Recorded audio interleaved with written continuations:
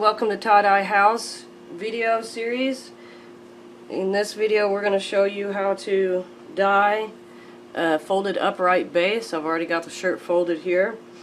This is a rainbow color scheme. We're going to do this rainbow color scheme a little bit different, adding the purple to it, and then just going straight along the rainbow color scheme that you can Google and find pretty quickly. So this situation we have here, right, we've got some stitched in stuff. I use a needle and thread to get fine detail. Another pattern I do that on is the cat, and there's probably a couple others as well. But this is an upright base, so right here this is the headstock, this is the neck, this is the body, and then here, this little area I've got sewn up. This is the F-hole, and then down here at the bottom, this is also sewn up along here. That's the tail piece that extends down past the bottom of the instrument. This will be brown. We'll put black in here. This will be black and this will be brown. Sometimes when I stitch stuff, especially with the cat, sometimes with these, I'll use a pipette to apply the dye, just because it's such a low flow and I can just, squeeze it to there very easily. And so I'll just take my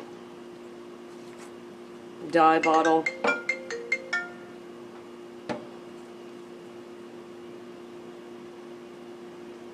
get me some black dye out of there, fill that pipette up.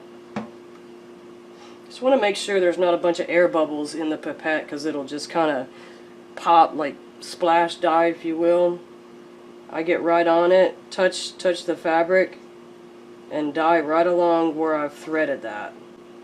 Just barely squeezing that and letting that dye penetrate. Do the same thing here with the tail piece.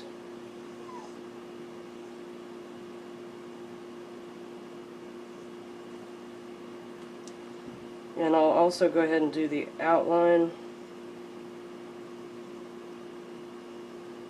on the fiddle, or on the upright base, all the way up here to the top. I'm going to flip it over and go ahead and finish the outline. I'm going to get some more dye so I don't get splash.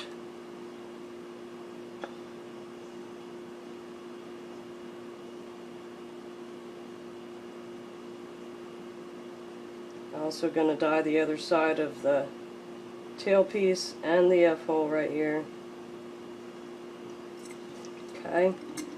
Get my lid back on my black.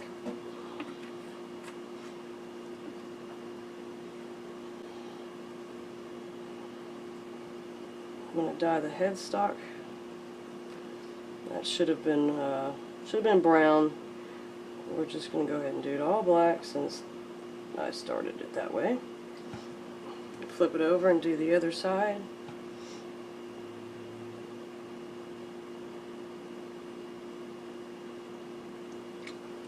I stay a little bit back from this line because at this point I'll squeeze just this part, so it'll push some dye that way, and then it will also get the excess dye off that I don't need.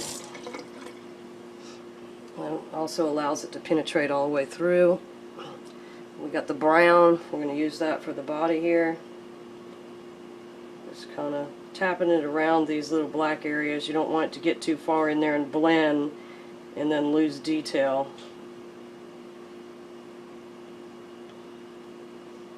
Just touching the tip of the bottle to the fabric helps it penetrate faster, and it helps it to go downwards instead of outwards.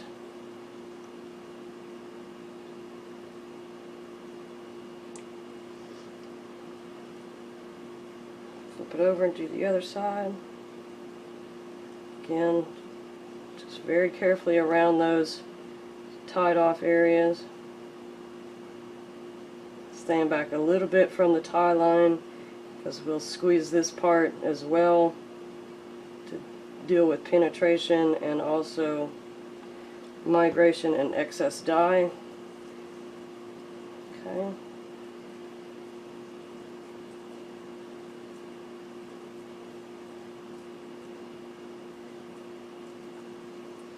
Okay, so the excess is off of there.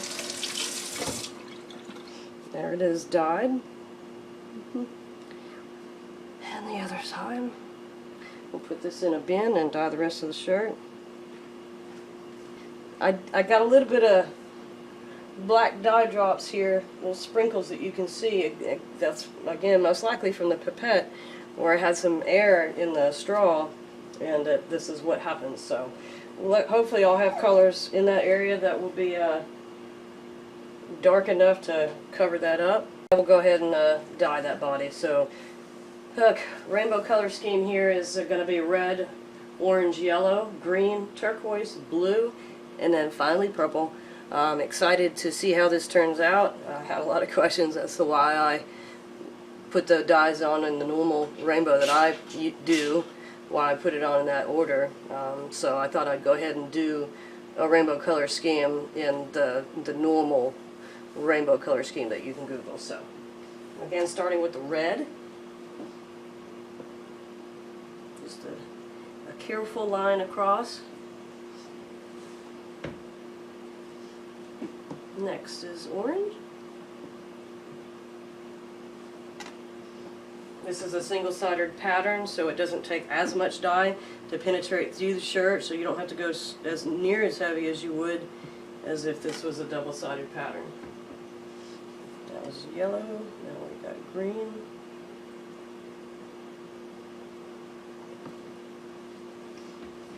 Turquoise.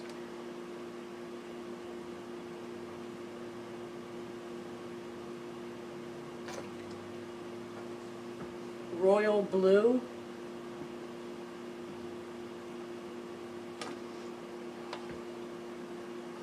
And then finally purple.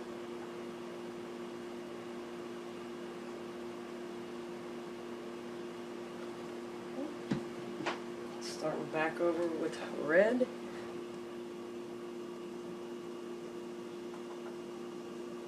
I love these squeeze bottles. This has a hose on it, and you squeeze it to control the flow. You can get quite a bit of dye in these, get a lot of shirts out of it. And it's very easy on the hands. So when you're doing a lot of shirts, I find that it's a lot easier on my hands. I don't tend to cramp near as much.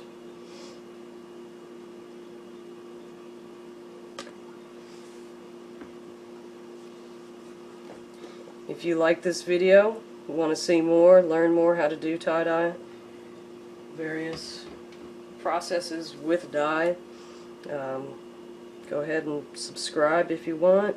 Turn on your notifications. We'll let you know when new stuff is posted. We'll be doing some live videos and some giveaways. If you want to be included on that, go ahead and again subscribe and turn notifications on so that you can find out when those events take place. And back to the top with the red.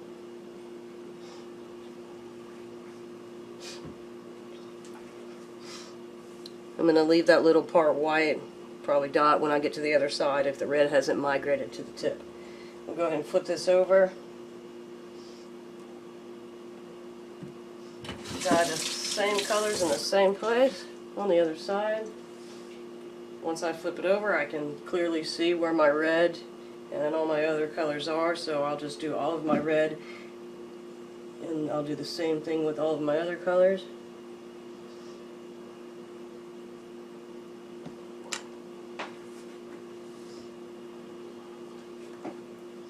Orange. You have to be careful with these bottles not to turn them over too far sideways, because this is there's a hose in here, and of course it goes to the bottom. So if you get low on dye, it'll start pulling air, and you'll have the same issue I had with the pipette and having that black sprinkle, except you'll have bigger drops because this is obviously a much bigger hose.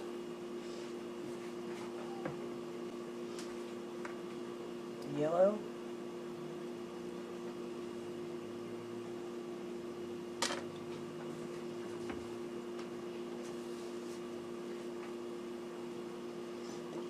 Next is the green.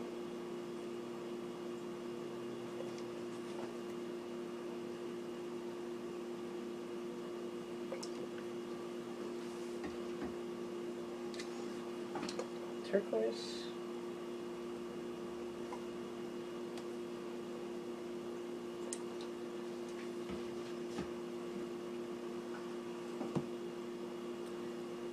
get inside the here, because I'm getting low in the blue here. I don't want to avoid spitting, so. Okay. And then finally, that purple. The shelf life on these dyes is about a week setting out. You can extend that life by putting them in a refrigerator. I have a separate refrigerator just for dyes. It will extend the life a fair amount, you know, to maybe up to 3 weeks. When I do that, when I put the dyes away like that, I will generally get them out, you know, well ahead of time of actually dyeing stuff. That way they come back to sort of room temperature, and they act more consistent, and I get a consistent yield on the dye. So that's the finished dyed shirt, upright base, rainbow color scheme, true rainbow color scheme. We'll put a lid on this bin. We'll let this set at least 12 hours. We'll hand rinse it. I'll show you how to get all of those little strings out of there without cutting the shirt or putting a hole in the shirt. We'll then wash it, dry it, and see what the final product looks like. We'll be seeing you here in a bit. Here's the upright base that we dyed earlier. I'm going to show you real quick how to get the thread out. I've threaded both the F-hole and the tail piece on this. I use upholstery thread because it doesn't break near as easy as regular sewing machine thread. It just holds up a lot better, which is important when you go to pull these designs together, because you got to put a little force on them sometime, and you certainly don't want those strings to break. So right now we're just going to get the strings off so we can rinse this shirt. You know, I try to use a thread that's contrasting with whatever color I'm dyeing, so that when I pull these things apart I can see that thread. So I use a seam ripper to do this. I'm very carefully get under the thread, make sure that you don't have any part of the shirt here, because if you do, you're going to wind up making a hole in the shirt. So I'm up underneath the thread here, and then you just pull it, and it snaps. Pull it apart, and then pull your threads out. What's left of them there, right? Okay. And same thing here with the tail piece. Pull it apart. Find some thread that's you're going to be able to get that seam ripper underneath. Carefully slide in up under there. Make sure again you don't have any part of the shirt here. One single little thread of the shirt will create a hole. So absolute careful with this. You don't want to have done all of this work only to put a hole in your shirt at the last second here. So there it is, the thread lines, the threads are out. You can see my shapes there. Of course, once it rinses, it'll be a little bit clearer, and I'll show you what it looks like when it's all done.